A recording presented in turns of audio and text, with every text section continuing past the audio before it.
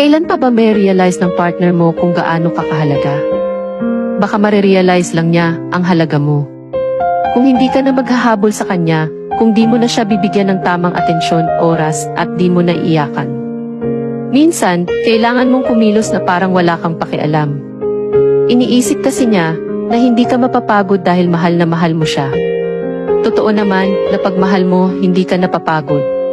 Pero yung sakit na pinaparamdam nila sa atin ang nagpapahina sa atin. Kung sino man ang nakikinig nito, alam mo sa sarili mo kung gaano ka karapat-dapat, kaya itigil mo na ang pagtutok sa taong hindi karapat-dapat para sa'yo. Kung talagang mahal ka, hindi mo kailangang makiusap para sa kanilang oras. Kasi kung talagang gusto ka nila, buong puso nilang ibibigay. Hindi mo kailangang hingin ang atensyon at pagmamahal. Dahil kusa na yung ibibigay sa taong tunay na nagmamahal sa'yo. Kaya please, maawa ka sa sarili mo. Kamahal-mahal ka, know your worth.